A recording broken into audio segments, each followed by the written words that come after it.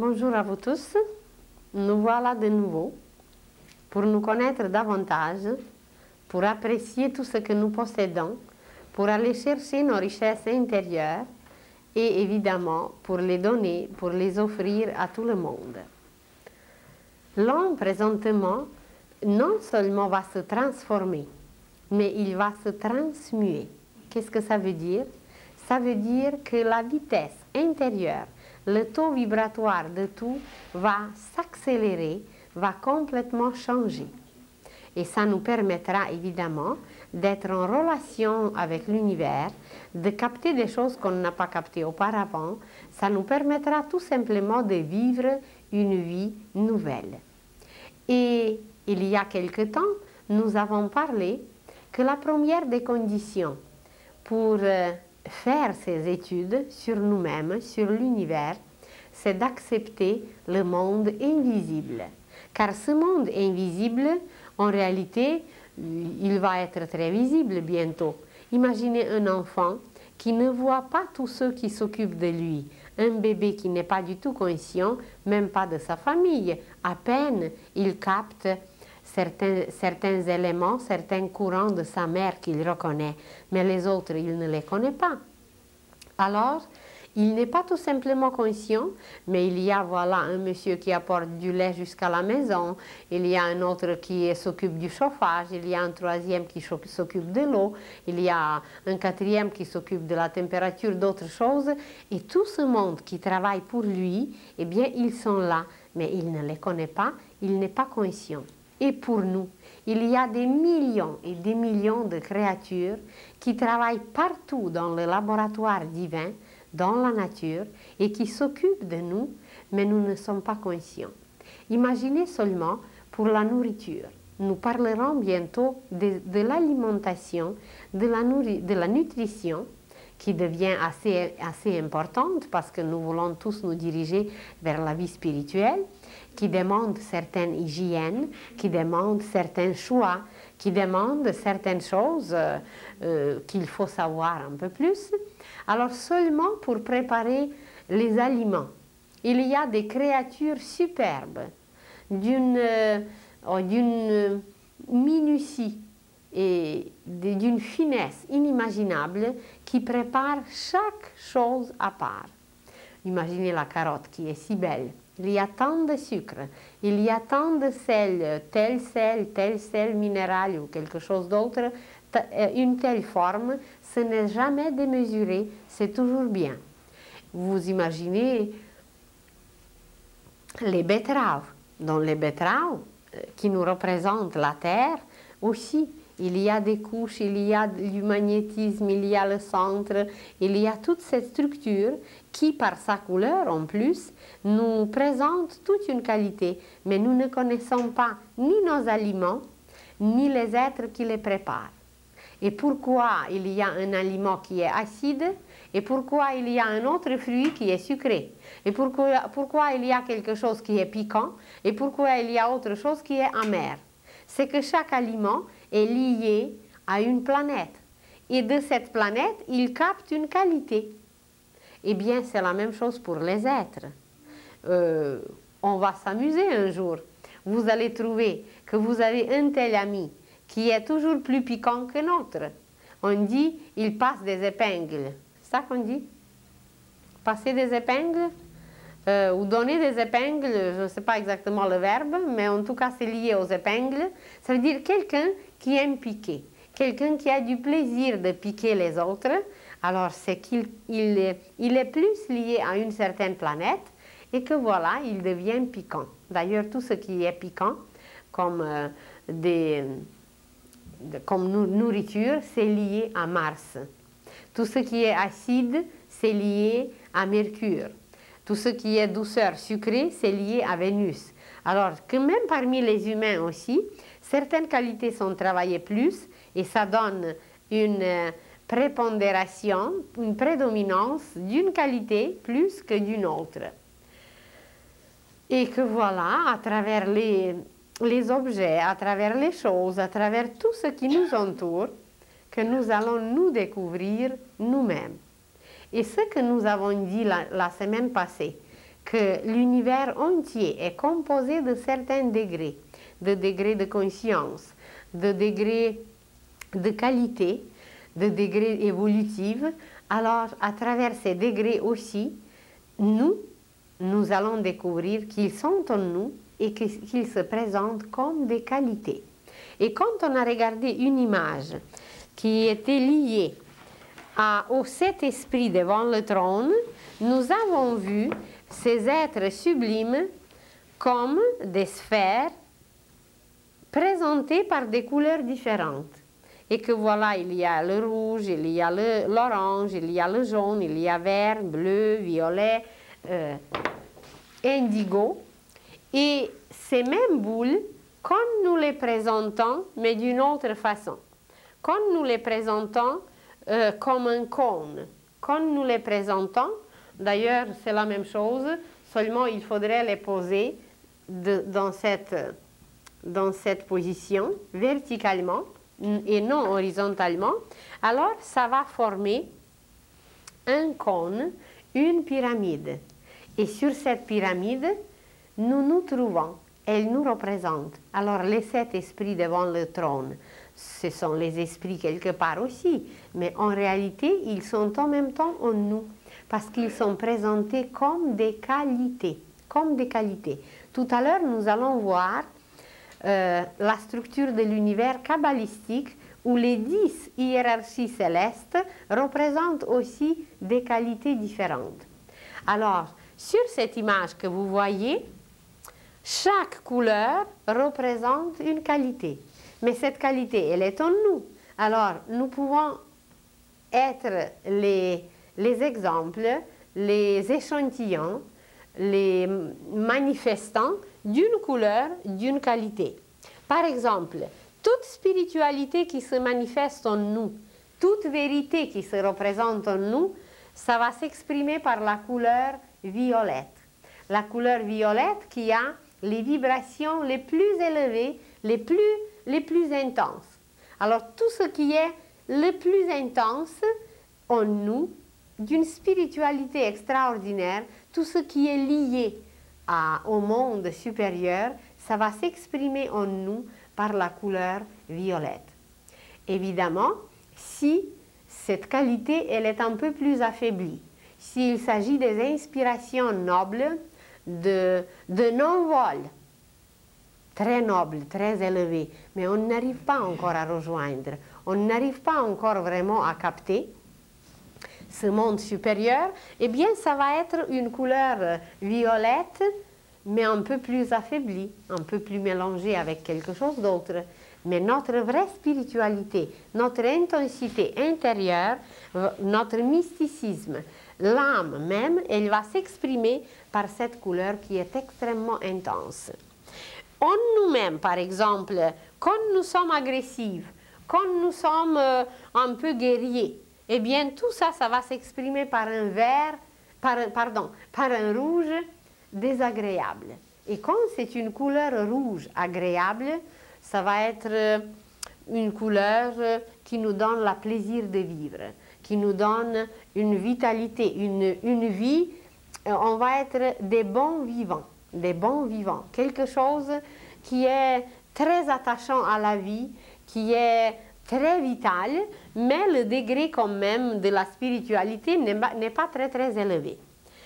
Alors la vie même, tout ce qui est lié au mouvement de la vie, ça va se présenter dans notre aura comme la couleur rouge.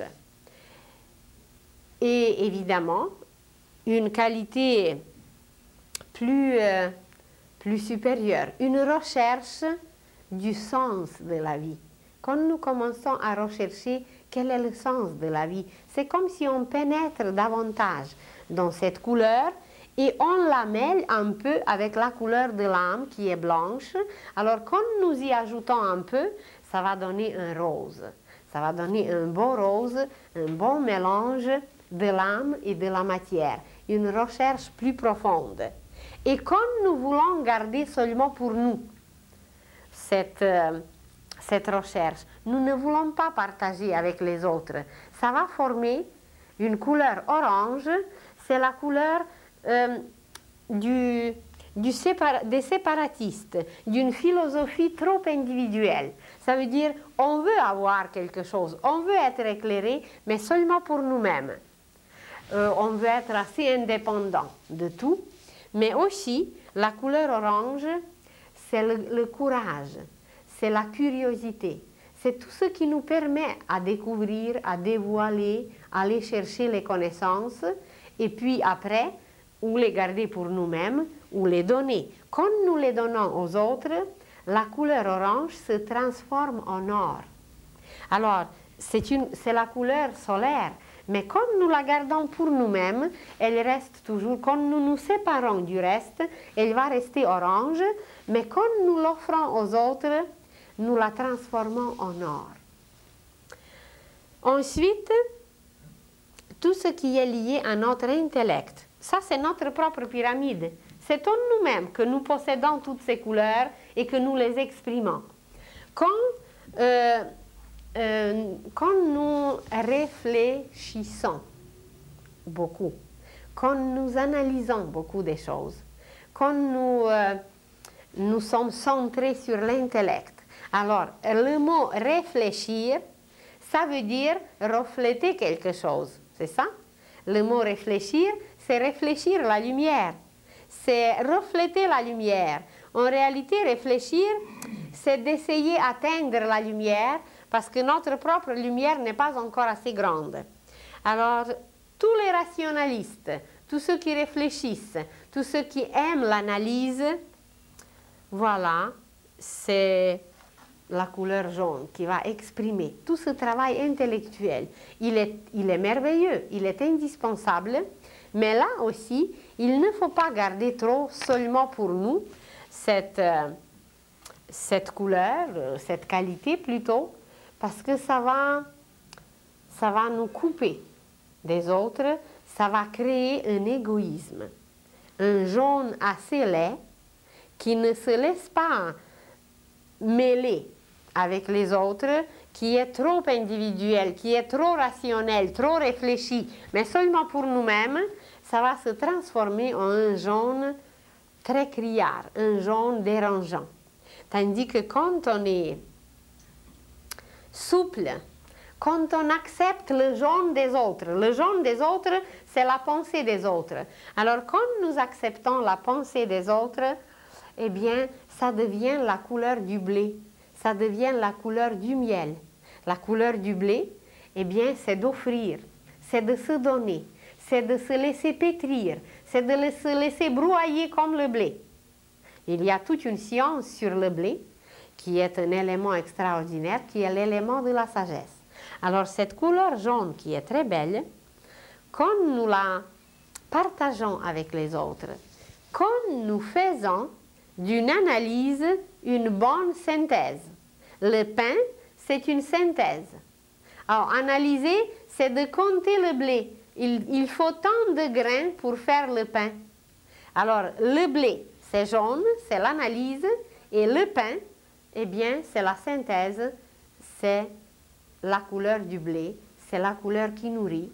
Et d'ailleurs, dans notre prière la plus belle, dans notre Père, nous demandons le pain quotidiennement. Eh bien, sans le savoir, quand nous demandons le pain quotidien, chaque parole de la prière projette une couleur. Alors, nous émettons une belle couleur blé doré, blé or, parce que chaque parole de la prière, tout est d'ailleurs coloré. Dans le monde invisible, ce n'est que des couleurs. C'est des flambeaux des couleurs, c'est des océans, des vagues, comme vous voulez, mais c'est plein de couleurs. C'est plein de feux, mais de feux colorés. Alors, toutes nos impulsions dans la pensée, pour analyser, pour apprendre, pour compter, pour calculer, eh bien, ça va se présenter par cette couleur. Et quand ça prédomine en nous, ça va être ce jaune. Et si nous voulons garder tout ce qu'on a calculé, tout ce qu'on a compté, tout ce qu'on a analysé, si nous voulons le garder seulement pour nous, eh bien, ça va créer un jaune très désagréable. Je ne veux pas vous dire jusqu'à où ça peut aller, mais vous pouvez en conclure vous-même un jaune en tout cas désagréable.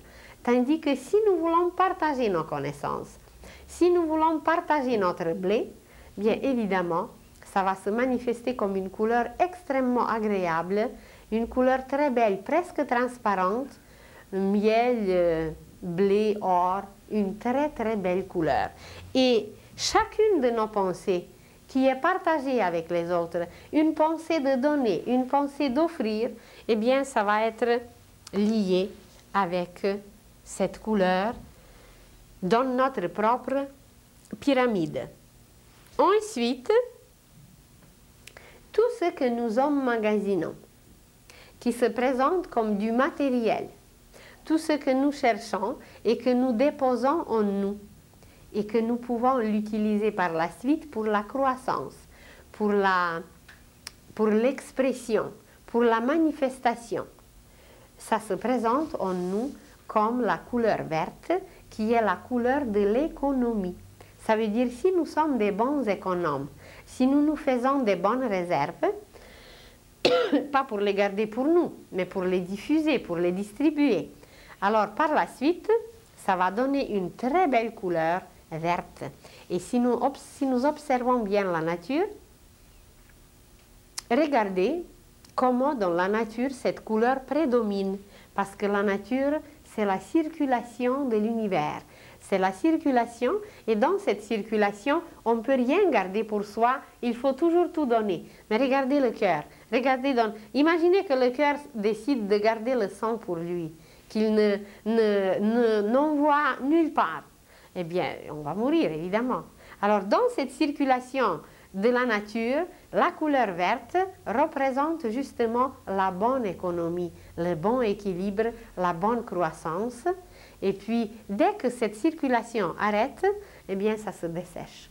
Quand une plante se dessèche, c'est que la circulation cosmique a arrêté son processus. Et en nous, c'est pareil.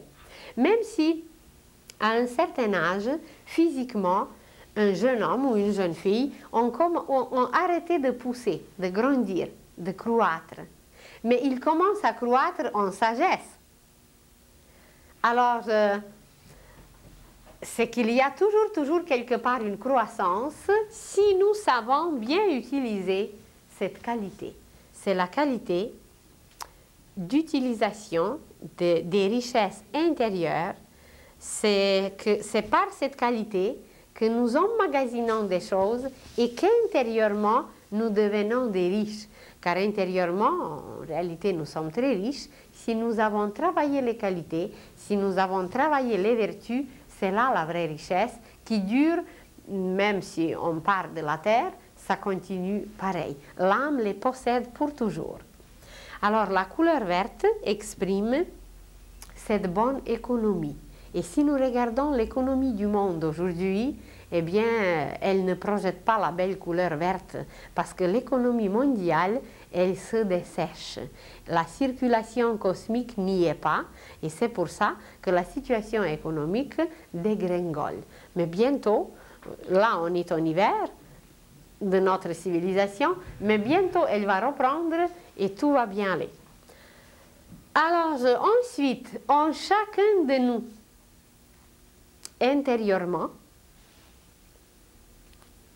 il y a des liens qui nous relient à la divinité, qui nous relient au monde divin. Et que chacun dans sa vie connaît les moments où on a envie de se cacher quelque part et puis de prier. Seulement nous, pour que personne ne nous voie. Ce sont les moments très très intérieurs, les moments où on a l'impression qu'on est en relation avec l'univers entier. Imaginez que vous avez eu la peine. Vous avez eu la peine, des soucis, et ça a duré assez longtemps. Et tout d'un coup, sur votre chemin se trouve une église. Et vous entrez dans l'église et vous vous mettez à genoux et vous commencez à prier. Mais vos soucis vous dérangent encore et vous oubliez la prière. Et puis ça frappe, ça tape dans votre intellect, dans votre tête, mais vous recommencez la prière.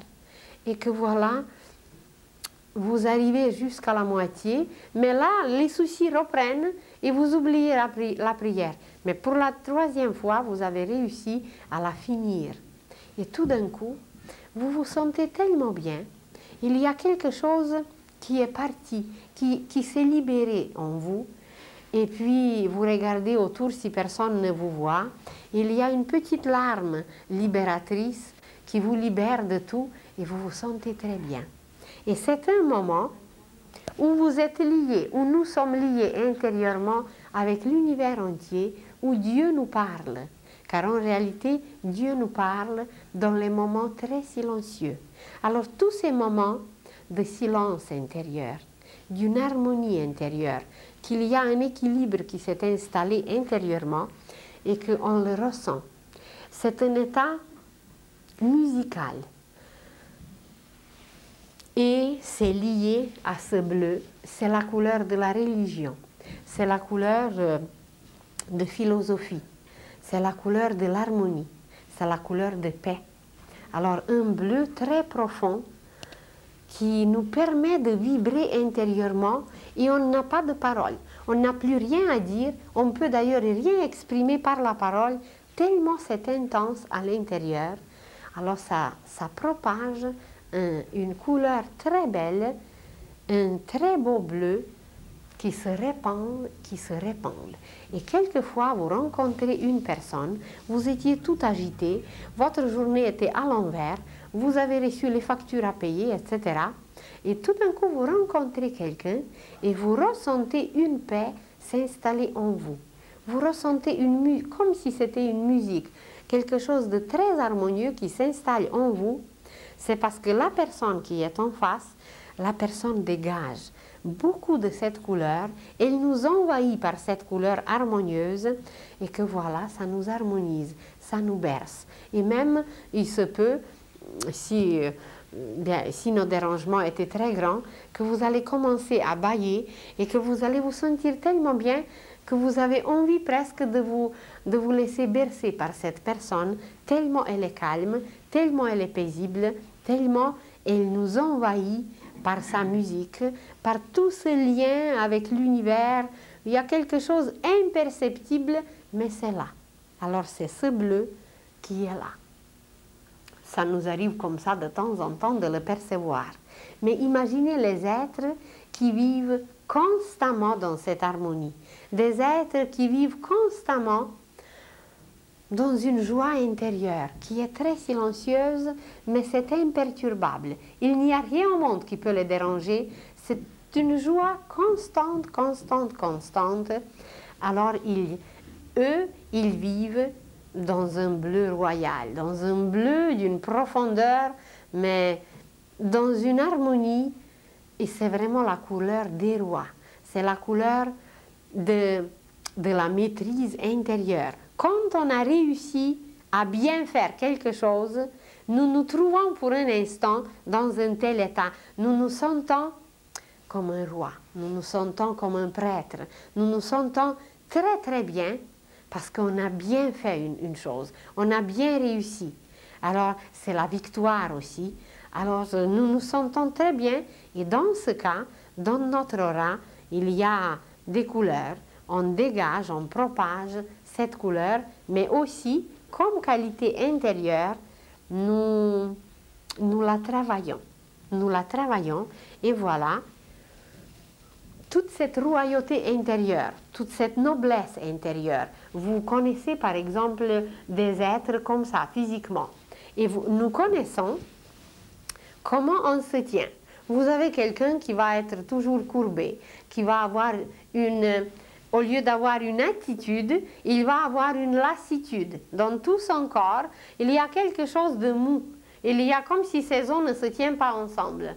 Alors, par cette lassitude, on propage une couleur qui n'est pas du tout belle. Quelque chose qui est très laid, c'est très terne, c'est gris, bleu-gris, mais c'est très, très, très laid. Tandis que quand on a une tenue bonne, correcte, que la colonne vertébrale est toujours droite, eh bien c'est la tenue royale. C'est par cette tenue d'abord, avant d'arriver aux qualités C'est déjà par la tenue, on dégage une couleur. On propage une couleur et on travaille une qualité. Parce que la colonne vertébrale, elle n'était pas créée pour être courbée. Peut-être avec tous nos karmas, avec les siècles et les siècles, eh bien, elle s'est courbée. Mais il faut la redresser. Il faut que le courant nous pénètre parce que sur l'illustration que vous connaissez déjà, sur cette illustration, nous allons étudier un jour des... Excusez-moi, je prends ma baguette magique. Sur cette illustration, nous allons étudier les courants. Et que tout au long de la colonne vertébrale, et non seulement de la colonne vertébrale, mais jusqu'au sommet de la tête, nous avons un courant, et c'est le courant de l'esprit. Et regardez que nous nous tenons verticalement, mais que les animaux, c'est horizontal. Parce que les mêmes courants, qui sont très intenses, ne peuvent pas les pénétrer. Alors, il faut avoir une bonne attitude. Pardon, avant de commencer une étude quelconque. Bien, c'est cette bonne attitude qui propage déjà, qui projette déjà quelque chose de nous. Ça veut dire qu'on est prêt. Ça veut dire qu'on a une volonté pour apprendre, pour conquérir. Conquérir dans le bon sens, pas avec les armes. Alors voilà, déjà, notre attitude, sans parler des philosophies, sans parler de l'union avec Dieu, sans parler du reste, déjà dans notre position, dans notre attitude, il y a quelque chose qui se dégage et qui se propage et qui forme une couleur. Vous avez du plaisir à regarder quelqu'un qui se tient bien.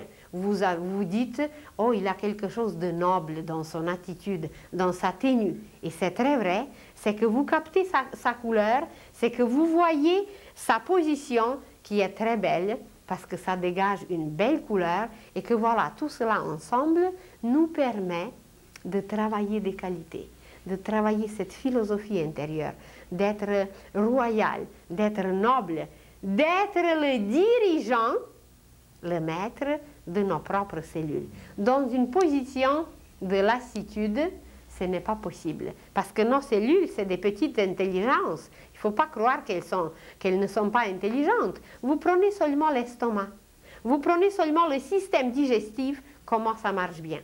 Et seul Dieu sait quelle sorte de combustible inconvenable nous lui donnons à notre estomac, et il travaille tout. Et tout le système digestif digère tout. Malgré que c'était peut-être un combustible absolument pas convenable, absolument indigeste. Sans parler des autres feux. On est plein de feux en nous. Chaque système, c'est un feu. Imaginez le système nerveux. Bon, ça c'est moins présentable, moins imaginable que l'estomac. Imaginez le feu sexuel. Imaginez le feu de la volonté. Et même dans la volonté, il y a plusieurs sortes de feux. Il y a la volonté de connaître, il y a la volonté d'aimer, il y a la volonté de créer, il y a beaucoup de volontés en nous. Et chacune de ces volontés, de ces qualités, c'est un feu, avec un combustible unique. Un tel combustible et pas autre chose. Quand vous faites le plein pour votre voiture, bien, vous ne mettez pas du lait. Et pourtant, ben, c'est quelque chose de merveilleux, mais pour un bébé, pas pour votre voiture. Vous ne mettez pas du miel non plus. Alors, pour nous, c'est pareil. Pour chaque partie, pour chaque feu, c'est un combustible. Et notre tenue, notre position, notre attitude, c'est déjà le point de départ bien, pour tout ce qu'on va faire. On va même apprendre comment se lever le matin. D'ailleurs, la sagesse populaire le condense déjà dans une phrase de se lever du bon pied. Eh bien, c'est une très grande sagesse de se lever du bon pied. Le pied droit, c'est ça le bon pied. Le pied droit, c'est la volonté. Ça ne veut pas dire que le pied gauche n'est pas bon. Il est très bon. Il est très nécessaire pour notre marche, pour l'équilibre, etc. Mais le pied gauche, c'est l'imagination. Le pied droit, c'est plus et le pied gauche, c'est moins. Évidemment, il est plus quand il est en avant. Quand il reste en arrière, il est moins. Parce que nous sommes dans toute cette polarisation et polarité. Mais quand nous nous levons le matin, il faut être conscient qu'il faut se lever toujours de bon pied, ça veut dire que c'est la volonté, c'est la maîtrise, c'est cette couleur, c'est que nous serons le roi de la situation si nous nous levons de bon pied. Si nous nous levons du mauvais pied, eh bien, nous ne serons pas le roi de la situation, ça va nous échapper. Ça ne veut pas dire, vous allez dire, oui, je me suis levé hier du bon pied, et puis il y a des choses pas très belles qui me sont arrivées. Oui, parce qu'après, pendant la journée, on oublie.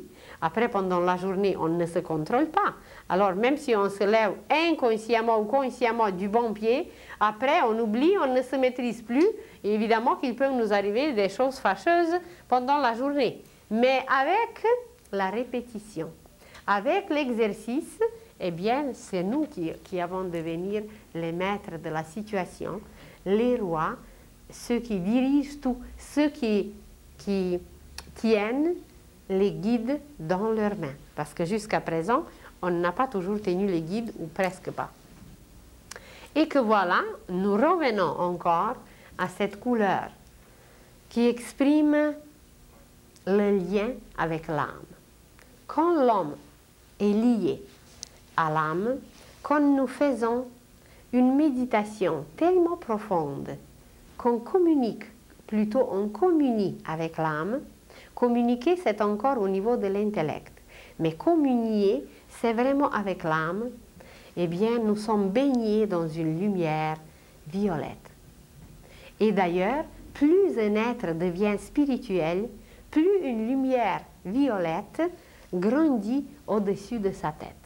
Parce que c'est la lumière de la spiritualité, c'est la lumière qui nous lie au monde invisible avec les êtres les plus sublimes. Alors voilà, cette pyramide, ce cône se trouve en nous. Et quelquefois, nous vivons des moments tellement intérieurs, tellement extraordinaires, bien que nous exprimons le sommet de notre propre pyramide. Et quelquefois, on est bien quelque part et puis on crie, et puis on a un peu d'agressivité. Alors, nous sommes à la base de notre pyramide. Quelquefois, nous réfléchissons. Quelquefois, nous analysons bien des choses, sans faire trop la synthèse, évidemment. Alors, nous sommes dans le jaune. Mais si nous faisons une bonne synthèse, si nous ramassons toutes nos analyses, tout ce qu'on a étudié et nous faisons une synthèse qui est une bonne conclusion et qui sert d'un tremplin pour aller plus loin, eh bien, dans ce cas, nous propageons une couleur jaune-or. Nous sommes baignés dans une lumière magnifique. Et vous connaissez déjà, je crois, l'image, mais je ne suis pas sûre si je l'ai ici, mais je l'ai quelque part. Je pourrais la voir, s'il vous plaît, l'image avec Laura. Avec Laura. Vous allez voir tout à l'heure comment ces couleurs se mêlent en nous et comment elles nous manifestent. Comment tout se propage. Excusez-nous, c'est juste de transmettre. Merci, merci. Alors voilà, toute cette pyramide qu'on a eue, comme chaque couleur à part, évidemment, entre ces couleurs de base qui sont le reflet de l'âme. Les 7 couleurs que nous avons vues, c'est les couleurs que l'âme reflète selon la loi du prisme. L'âme qui travaille avec sa lumière blanche, cette lumière blanche contient 7 couleurs du prisme. Et ce que nous avons vu sur le cône, eh bien, ce sont 7 couleurs du prisme, mais entre ces 7 couleurs de base du prisme, il y a d'autres qui sont plus foncées, plus pâles, plus mêlées, plus mélangées, et puis ça donne des couleurs différentes, et c'est le résumé de l'homme, c'est notre peau spirituelle. Comme nous avons la peau physique à travers laquelle nous transpirons, à travers laquelle nous touchons l'atmosphère, à travers l'aura, nous touchons le monde invisible. Et c'est pour ça qu'il y a 2 ou 3 semaines, nous avons parlé que la première condition pour étudier l'univers, c'est d'accepter son existence, c'est d'accepter qu'il est vivant, qu'il est rempli des êtres superbes et sublimes, et que ces êtres contiennent des qualités qui se manifestent par des couleurs. Et ces qualités, ces êtres avec leurs qualités, eh bien c'est cet esprit devant le trône qui se manifeste à travers nous, mais en petit évidemment au début. Alors voilà le résumé de l'homme, de ses pensées, de ses sentiments et de ses actions. Ça se manifeste comme l'aura. Et quelquefois, il y a un peu plus d'agressivité, ça va donner un rouge à peu près comme vous voyez ici. Un rouge mêlé avec un brun, un rouge désagréable. Quelquefois, nous serons un peu plus philosophes. Nous allons philosopher sur la vie, ça va donner à côté un beau bleu turquoise, un beau bleu. On aura un amour envers les notions, envers les sciences. Alors ça va, voilà, cet amour de Vénus va se présenter à travers ce bleu. Une autre fois, on va prier tellement profondément qu'on va se lier à l'univers et que voilà, hop, ça va donner un violet. Mais si nous continuons à être spirituels, il va s'installer dans notre aura et il ne va plus se perdre. Dès que nous perdons une qualité, une couleur disparaît. Dès que nous acquérons une qualité, une couleur nouvelle apparaît. Et quelquefois, bien, on a certaines couleurs quand même de base, parce qu'il y a des êtres qui sont plus pieux, il y a des êtres qui sont plus grossiers, il y a des êtres qui sont plus criminels, il y a d'autres qui sont plus religieux, plus philosophes. Alors il y a quand même déjà une certaine couleur qui est la couleur de base, mais c'est sa luminosité qui compte. Il y a un criminel qui peut avoir du vert, et il y a un être très spirituel qui va avoir aussi du vert dans son aura, mais le vert chez le criminel, ça va être d'une verdure inimaginable. C'est très laid, c'est pas beau, parce que son amour ne circule pas bien. Il a encore la haine, il a encore la jalousie, il a encore toutes ces affaires, et ça mêle une couleur laide dans son vert. Son économie n'est pas tout à fait équilibrée. Tandis que chez un être, je ne sais pas, comme Mère Teresa, eh bien, qui déverse son amour partout, qui aime tout le monde, qui entretient même l'économie chez les autres, eh bien, ça va être un verre d'une luminosité, d'une limpidité transparente. Et que voilà, un jour, on n'aura plus besoin ni de juge, ni de police, ni de prison, parce qu'on va voir toutes nos qualités dans notre aura. D'ailleurs, depuis que j'étais petite, j'ai toujours désiré d'inventer un appareil qui va photographier la pensée humaine. Je me suis dit, mais ça serait tellement simple, il n'y aura plus de menteurs, il n'y aura plus de voleurs, juste de photographier sa pensée et on voit si c'est vrai ou si c'est pas vrai ce qu'il dit. Bien, aujourd'hui, on arrive à comprendre que cet appareil est déjà dedans, que nous pouvons lire la pensée des autres. Évidemment, ce n'est pas encore permis parce que nous allons profiter, nous allons utiliser ces pensées. Alors, quand on va être au point, suffisamment altruiste, suffisamment pacifiste, suffisamment grand, eh bien, on va communiquer non seulement avec les humains, mais avec l'univers entier. Et que voilà, nous touchons l'atmosphère spirituelle, le monde invisible, les anges, tout ce monde qui peuple l'univers, nous les touchons par l'aura, comme nous touchons un arbre, un objet, par la peau physique. La peau physique a sa correspondance dans notre aura qui est la peau spirituelle. Nous nous touchons d'ailleurs mutuellement. Vous entrez dans l'autobus et votre aura transmet quelque chose aux autres et de chez les autres, vous retirez quelque chose. Il y a certains qui n'aiment pas la foule.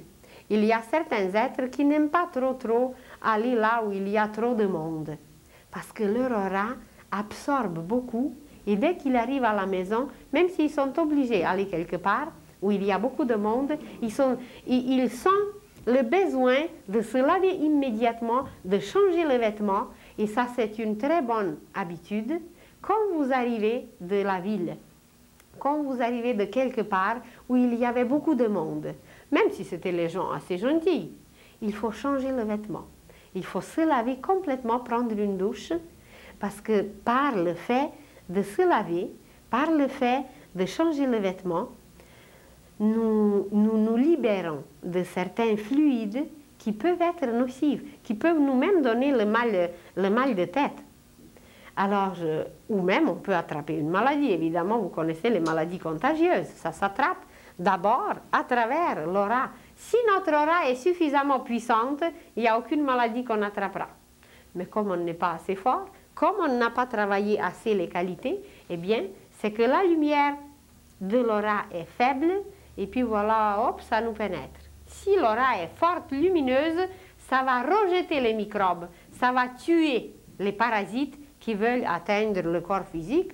Le corps physique, c'est très bas, c'est la fondation, tandis que l'aura, eh bien, c'est quelque chose. Alors, les disciples apprennent à travailler avec l'aura, à renforcer leur couleur. Certains travaillent seulement avec la couleur blanche, parce qu'ils savent, quand leur couleur blanche va être au point, toutes les autres couleurs seront bien, parce que c'est la couleur blanche qui est la source de toutes les autres couleurs. Et la couleur blanche, c'est la pureté. Alors, ils travaillent sur la purification, sur la pureté. Et d'ailleurs, Jésus nous a dit, ayez le cœur pur. Il ne nous a pas dit, ayez l'intellect pur et faites des miracles quelque part, faites des prodiges ailleurs. Il nous a dit qu'il faut avoir le cœur pur. Parce que le cœur, c'est l'instrument de l'âme. C'est à travers le cœur que l'âme se manifeste. Et l'âme, ce qu'elle aime énormément, c'est le rythme. C'est un rythme continuel, un bon rythme. Et tout le monde sait comment notre cœur, ses battements, c'est un rythme. Mais à travers ces battements physiques qu'on entend, il y a un autre rythme, il y a une couleur, il y a beaucoup d'autres choses qui s'expriment. Alors, et imaginez qu'il n'arrête jamais. Tandis que nous, dans nos autres efforts, eh bien, on fait un peu la grève, on fait un peu la paresse. C'est qu'on dérègle, on est dérythmé. On devient des êtres qui n'ont plus de rythme parce qu'on dérègle le rythme de l'âme. Alors, il faut suivre l'exemple du cœur et être constamment dans un rythme.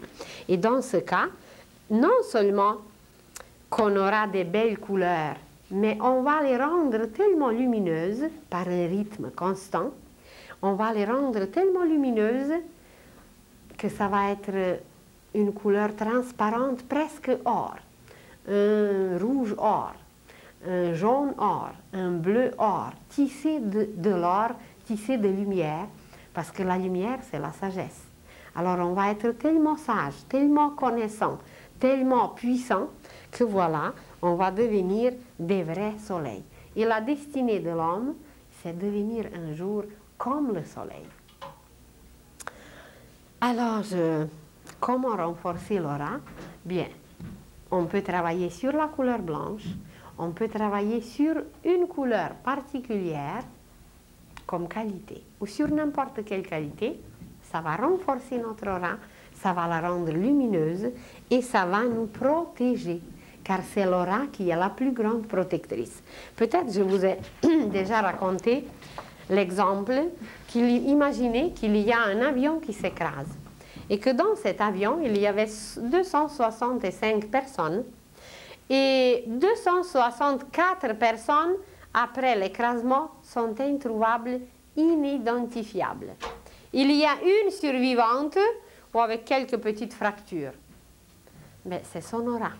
Si tous ceux qui font les enquêtes par la suite pendant des semaines et des semaines, inutilement évidemment, pour savoir comment se fait-il qu'une seule a survécu, eh bien c'est grâce à son aura. Il y avait une seule son aura était tellement puissante qu'elle a rejeté toutes ces matières métalliques et que voilà, ça fait un dôme, ça fait un œuf autour de nous et même la radioactivité ne peut pas pénétrer quelqu'un qui a une aura puissante parce que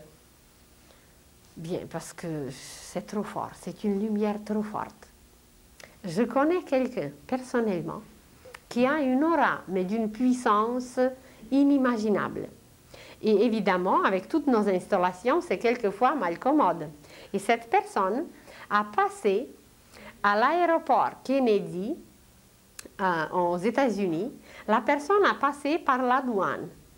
Et son aura, la personne n'avait rien sur elle, elle n'avait pas de rien dans les poches, rien, aucun sac, rien. La personne a passé sans rien et en passant comme ça, le système d'alarme s'est déclenché dans tout l'aéroport. Et puis on l'amène chez le chef de la douane, ou je ne sais pas de quoi là, on l'amène chez le chef, ils font un contrôle complet, il n'y avait rien dans les poches, il n'y avait rien nulle part, et puis il lui donne un papier pour repasser la douane, ou je ne sais pas, un passage là, et la personne repasse, et puis le système d'alarme se déclenche encore. Alors vous voyez, si nous avions déjà les auras si fortes, eh bien on ne pourra pas passer tranquillement, je ne sais pas, quelque part par la douane, parce que ça va déclencher le système d'alarme, puis ça va éveiller inutilement plusieurs personnes, tandis que comme ça, nos auras sont encore assez neutres, assez petites, alors on passe, puis on est faible, puis on tombe, puis on se lève, mais de plus en plus, nous allons apprendre à travailler avec notre aura, qui est une lumière extraordinaire, qui doit contenir seulement les qualités, qui doit nous exprimer dans toute cette gamme des couleurs de l'âme, dans toutes ces qualités merveilleuses, mais évidemment, il faut les cultiver, il faut les travailler, et par la suite, alors tout va bien aller. Alors, nous sommes liés à l'univers par notre aura. Et quand les êtres invisibles nous observent, ça ne les intéresse pas tellement quelle sorte de souliers nous avons. Ça ne les intéresse pas qu'est-ce que nous allons hériter de notre grand-père. Ça ne les intéresse pas quelle sorte de voiture nous avons. Ce qui les intéresse, c'est notre aura, notre carte d'identité devant le monde invisible, devant les anges, les archanges, nos instructeurs qui sont des catégories supérieures. Notre carte d'identité, c'est notre aura. Peu importe si nous avons 1 million dans le compte de banque, ça ne les intéresse pas du tout. Si notre aura est terne, nous pouvons avoir des milliards, nous pouvons posséder la terre entière, c'est impossible disons, nous pouvons posséder des terrains et des je ne sais pas quoi, ça ne les intéresse pas du tout parce que si nous n'avons pas de qualité intérieure, ça ne se projette pas dans notre aura, toute cette richesse. Au contraire, ça donne des soucis, ça crée toutes sortes d'ennuis. Et comme ce n'est pas dans l'aura, ça va être un être humain imperceptible. Imaginez l'océan la nuit et qu'il y a 4 milliards de bateaux sur l'océan. Et que voilà, il y a un bateau rempli à craquer de l'or. Disons, des milliards. Mais s'il n'a pas une seule petite lumière sur lui, eh bien, personne ne verra qu'il y a même un bateau. Alors, c'est un peu comparable avec les 4 milliards des humains sur la Terre. Si l'aura n'est pas allumée, ça veut dire si elle n'est pas lumineuse, eh bien, ils ne nous aperçoivent même pas. Ils ne nous voient pas. Mais comment voulez-vous? On prie quelquefois, on voudrait, mais ça n'arrive pas. Évidemment, parce qu'on n'a pas projeté une lumière, on ne s'est même pas aperçu qu'il y avait une demande. C'est comme si vous envoyez une lettre sans marquer l'adresse ou sans mettre les timbres. Sans timbre, peut-être ça pourrait se rendre, mais celui qui va recevoir, il doit payer. Alors, ou que c'est écrit illisiblement. Alors, voilà, c'est ça notre aura.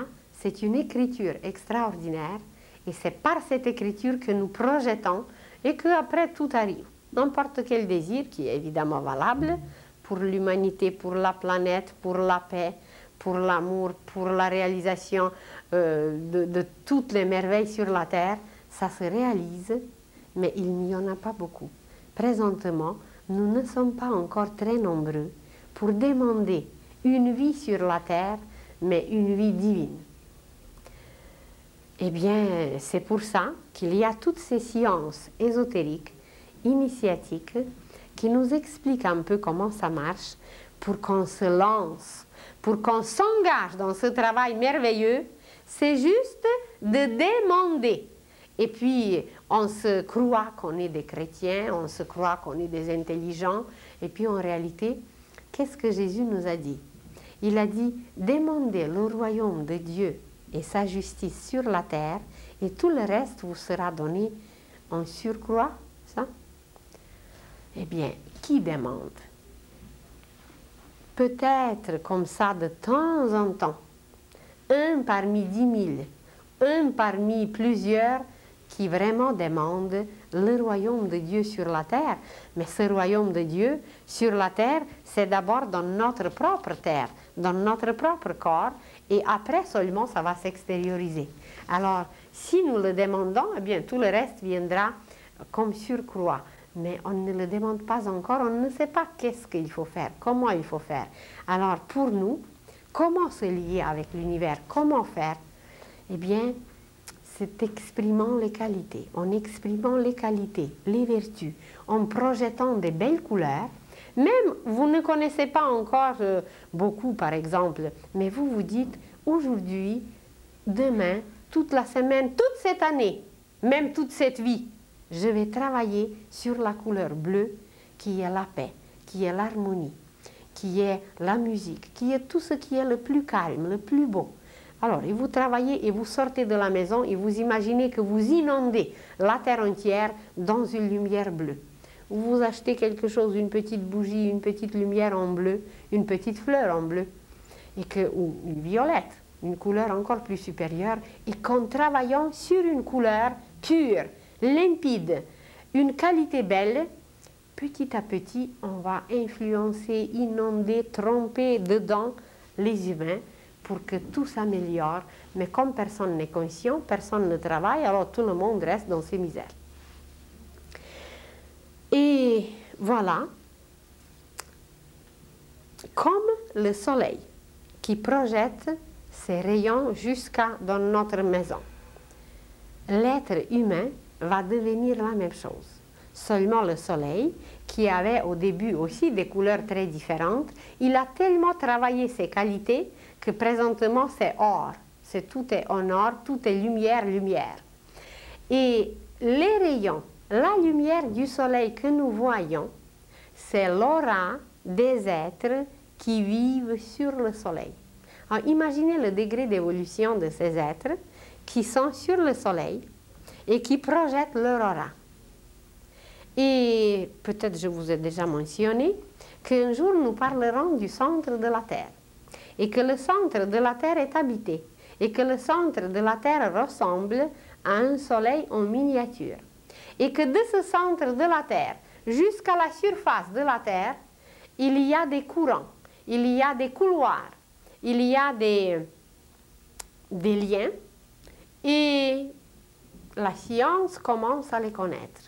Il y a un scientifique explorateur américain qui est allé au pôle Nord. Et au pôle Nord, il a découvert des choses si fascinantes qu'il ne croyait pas à lui-même, il ne croyait pas à ses yeux. Et il a fait un rapport, mais jamais personne n'a connu ce rapport. Et nous allons apprendre que voilà, au pôle Nord, il y a une ouverture qui mène jusqu'au centre de la Terre. Et qu'au pôle Nord vivent des êtres qui viennent du centre de la Terre. Et quand ces êtres sont là, quand ces êtres s'occupent un peu des humains, ils projettent leur aura. Et ici au Canada, vous voyez leur aura comme des aurores boréales. Les aurores boréales, ce n'est rien d'autre que des projections lumineuses de l'aura de ces êtres qui, voilà, veillent sur nous, qui s'occupent de nous, qui regardent comment ça marche sur la Terre et qui ont des occupations dont on n'a aucune idée, nous. Alors, voyez, tout a son aura. Et c'est à travers l'aura qu'on se lie aux autres, qu'on se lie à l'univers et qu'on peut contacter, on peut toucher tout ce qui existe, tout ce qui vit par notre aura. Et quand nous allons apprendre à travailler avec l'aura, nous allons pénétrer dans le cœur des choses. Nous allons toucher le cœur des choses. Et par son aura, un grand instructeur de l'humanité, c'est par son aura qu'il touche le cœur des humains. Vous voyez, si vous avez eu une occasion de rencontrer un grand sage, un grand maître, il ne dit pas un mot. Et puis on se sent qu'on n'ose pas de lever le regard parce qu'on sent une lumière, on sent quelque chose qui est là. Eh bien, c'est son aura. Évidemment, son aura est très protectrice, son aura nous aide beaucoup, mais c'est en face de son aura que nous sommes, et c'est à travers son aura qu'il nous transmet des merveilles. On pourra guérir, on pourra transformer, transmuer, ressusciter seulement par notre aura. Alors, je vous souhaite une bonne semaine et bonsoir à tous.